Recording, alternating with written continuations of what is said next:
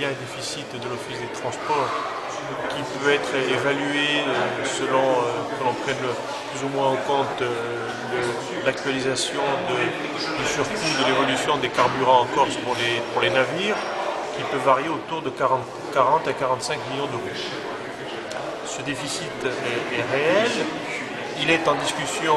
et en ajustement, je dirais, avec les compagnies, c'est ce à quoi s'emploie l'Office des transports et Paul-Marie Marc.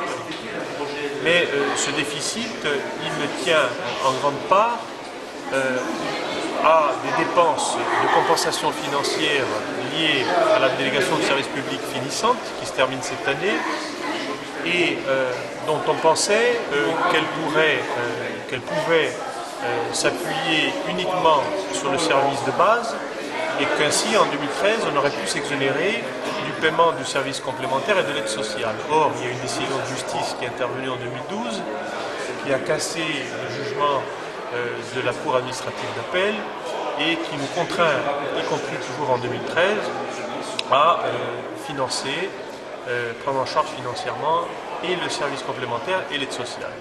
Les deux d'ailleurs correspondant à environ 50 millions d'euros, ce qui correspond d'ailleurs au déficit constaté.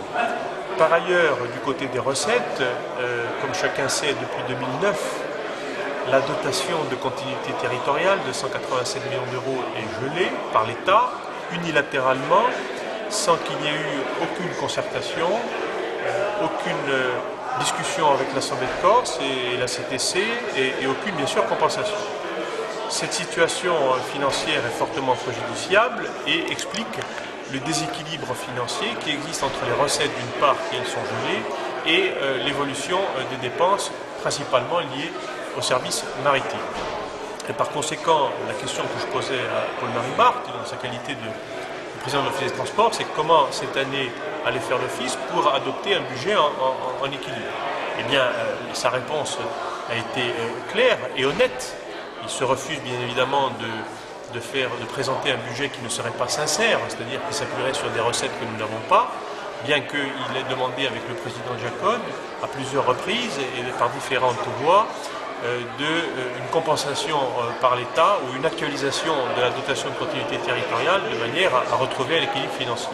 Donc Paul-Marie Marc s'est engagé à ne pas présenter un budget insincère et donc à présenter un budget en déséquilibre, ce qui est la réalité financière. Si le conseil d'administration de l'Office des transports adopte un tel budget en déséquilibre, et par ailleurs même s'il ne l'adopte pas, eh bien ce sera le préfet qui sera saisi, il saisira sans doute la Chambre régionale des comptes comme le prévoit la procédure pour demander son avis, mais ensuite ce sera au préfet de trouver les voies et moyens pour résoudre ce problème financier important